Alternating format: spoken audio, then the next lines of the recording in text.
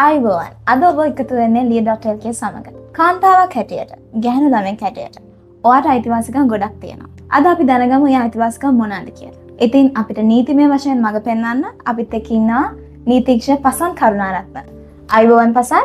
ආයිබෝවන්. මේ දිනවල සමාජයේ කතා වෙන මාතෘකාවක් තමයි කාන්තා ඇඳුම් වෙළඳ සැලක ෆිටින් රූම් එකක් ඇතුලේ සංගවුණු කැමරාවක් හමු වෙච්ච සිද්ධිය. මේ එක සිදුවීමක් පමණයි. මේ වගේ සිදුවීම් ගණනාවකට එදිනදා ජීවිතේ කාන්තාවන්ට මුහුණ දෙන්න සිද්ධ වෙනවා. ඒ වගේ සිදුවීමක් කළමනාකරණය කරගන්නේ කොහොමද? ඒ වගේ සිදුවීම් වළක්වා ගන්නේ කොහොමද කියලා අපි අද කතා කරමු. පසන් ඒ සම්බන්ධයෙන් කාන්තාවන්ට දෙන්න තියෙන උපදේශය මොකක්ද?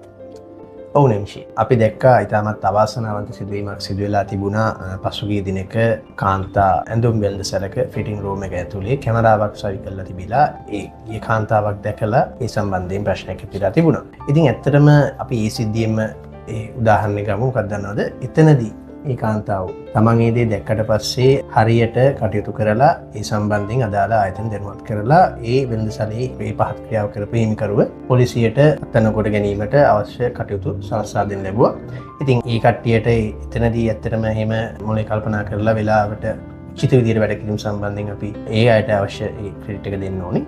ඉතින් ඇත්තටම කාන්තාව විදියට කාන්තා විදියට ඔබ සියලුම දෙනාට සමාජයේ ජීවත් වෙනකොට විශේෂයෙන් ශ්‍රී ලංකා සමාජයේ ජීවත් වෙනකොට මේ වගේ සිදුවීම් මේ වීඩියෝ ගත කරන වගේ දේවල් වෙන්න පුළුවන්. ඒ වගේම එදිනදා ජීවිතේ බස් එකේ යනකොට වෙන්න පුළුවන්. බස් හෝල්ට් එකේ ඉන්නකොට ඔෆිස් එකේ වෙන්න පුළුවන්. ඉස්කෝලේදී වෙන්න පුළුවන්. ක්ලාස් එකක වෙන්න පුළුවන්. මේ හැමතැනදීම කාන්තා ඔබට පිරිමි පාර්ශ්වයෙන් වෙන්නත් පුළුවන්. වෙනත් කාන්තා පාර්ශ්වයෙන් වුණත් වෙන්න පුළුවන්. විවිධ අයහපත් දේවල් සිද්ධ වෙන ප්‍රවණතාවයක් වටපිටාවක් ශ්‍රී ලංකාව තුළ තියෙනවා. ඉතින් මේ වගේ අවස්ථාවලදී ඔබ දැනගන්න ඕන දෙයක් තමයි කාටවත් අයිතියක් නැහැ ඔබට අපහාස වෙන විදියට කතා කරන්න, ඔබගේ දේවල් රූපගත කරන්න, ඔබගේ අනුදැනුමකින් තොරව එසේ කිරීමේ හැකියාවක් කිසිම කෙනෙකුට ඇත්තේ නැහැ. ඉතින් එවැනි අවස්ථාවකදී ඔබ කාන්තාවක් හැටියට ශක්තිමත් වෙන්න ඕනේ. එයට විරුද්ධව හඬ නගන්න ඕනේ. ඔබ හඬ නගන්න නැතුව හිටියොත් ඔබටම තමයි අසාධාරණය වෙන්නේ. ඊට පස්සේ මේ පුද්ගලයන් මේ දේ නවත්තන්නේ නැහැ. ඔබෙන් පස්සේ ඊළඟ ඔබගේම සොයුරයකට ඒ දේ සිදු වෙන්න පුළුවන්. ඉතින් ඒ විදිහට අපි අවධානයෙන් යුතුව කටයුතු කරන සමාජයේදී විශේෂයෙන්ම නිමි ඇඳුම් වෙළඳසැලකට අපි ඇඳුම් ගන්න යනවා නම් විශේෂයෙන් ගොඩක් වෙලාවට මම හිතන්නේ වාගේ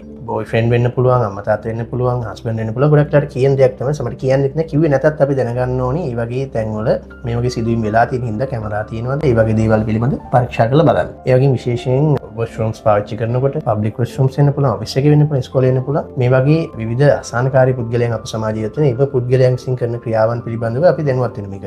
සමහර වෙලාවට මේ දේවල් ඒ වීඩියෝ ගත කරලා විකුණන බලාපොරොත්තු ඔබව බ්ලැක්මේල් කරන්නේ.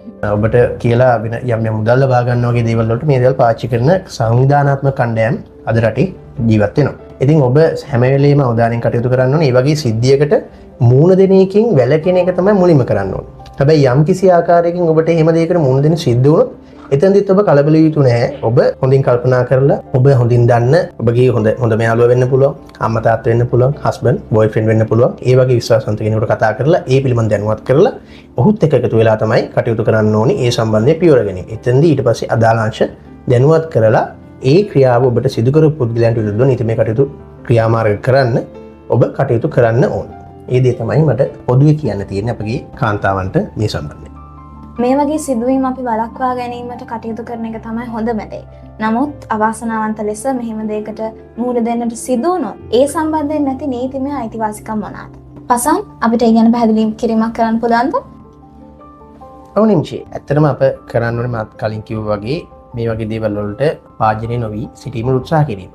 නමුත් අවාසනාවන්ත ලෙස එහෙම දෙයකට ඔබ මුහුණ දුන්නොත් ඔබ කළ යුතු ක්‍රියාමාර්ගය වන්නේ මේ සම්බන්ධයෙන් කටයුතු කිරීමට අති ප්‍රධානම ආයතනය තමයි ශ්‍රී ලංකා පොලිසිය. ශ්‍රී ලංකා පොලිසිය සතුව විවිධ අංශ තිබෙනවා.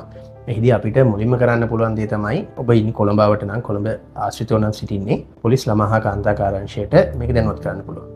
ඔවුන්ගේ දුරකථන අංකය 1929 හදිසි දුරකථන අංක 1929 අංකයේ ඔස්සේ ඔයගොල්ලන්ට දැනුවත් කරන්න පුළුවන්. එවිට ඒ නිලධාරීන් ඇවිල්ලා මේ ස්ථානයට ඇවිල්ලා එම ක්‍රියාව කරපු ඒ පුද්ගලයා අත්අඩංගුවට අරගෙන අදාළ නීතිමය කටයුතු සිදු කරගෙන යනවා. ඊට පස්සේ අපිට දැන් අපි හිතන්න කොළඹින් දුර බැහැර ප්‍රදේශයක මේ වගේ දෙයක් වුණොත් සෑම් පොලිස් ස්ථානයකම ඒ අදාළ ප්‍රදේශයේ සෑම් පොලිස් ස්ථානයකම කාන්තා හා ළමා කාර්යාංශයක් පිහිටවලා තියෙනවා. කාන්තා නිලධාරියෙකුගේ හෝ දක්ෂිණ නිලධාරීන්ගේ මූලිකත්වයෙන් යුතුව. ඉතින් එවැනි අවස්ථාවකදී ඔබට පුළුවන් ඔබේ පොලිසියේ අංකය දන්නවනම් ඒ අංකයට කතා කරලා මේ පිළිබඳව දැනුවත් කරන්න. නමුත් ගොඩක් වෙලාවට ප්‍රායෝගික තත්ත්වයේදී පොලිසියකට ගන්නකොට හැමෝම කෝල් ගන්න පොලිසියට හැම දෙයකම කතා කරන හින්දා පොලිසියේ ප්‍රධාන දුරකථන අංකය කාර්යබහුල වෙන්න පුළුවන්. නමුත් අපිට තියෙනවා තවත් 119 පොලිස් හදිසි දුරකථන ඇමතුම් අංකයට කතා කරන්න පුළුවන් ලංකාවේ ඕනම තැනක ඉඳලා.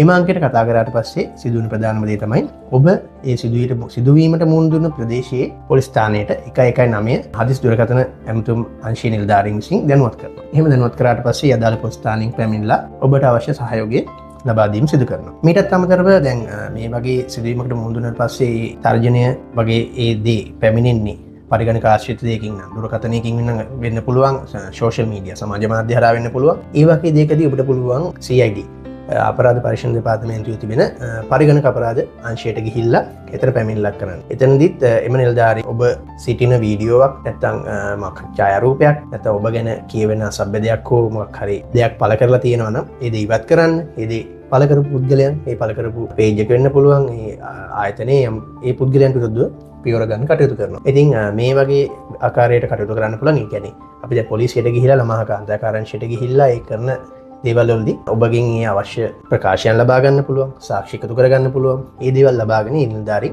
ඒවා එම් ප්‍රදේශයේ තියෙන මහේස්ත්‍රාත් අධිකරණයට කරුණු වාර්තා කරලා මහේස්ත්‍රාත් අධිකරණය ඔස්සේ මහේස්ත්‍රාත් අධිකරණයට එම් පුද්ගලයන් ගෙන්නලා උන්ට දුන්නට පවරලා ඒ කටයුතු සිදු කරනවා. අවශ්‍ය නම් මහේස්ත්‍රාත් අධිකරණයෙන් පිටට මහාධිකරණය දක්වාම එම කටයුතු සිදු කරලා උපරිම දඬුවම් ලබා දෙන්න ශ්‍රී ලංකා පොලිසිය කටයුතු කරනවා.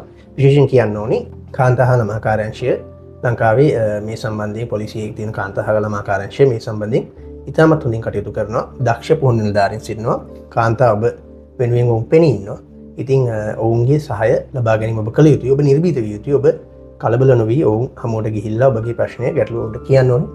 ඔවුන් අනිවාර්යෙන් ඔබට ඒ අදාළ සහය ලබා දෙනවා. ඔබට ඒ දේ කරපු පුද්ගලයන්ව නීතියට හැන්ට හසු කරගන්න කටයුතු කරනවා. ඉතින් මේ වගේ වැදගත් විස්තර තවත් දැනගන්න ඩියර් ඩොක්ටර්ගේ අපිත් එක්ක එකතු වෙන්න.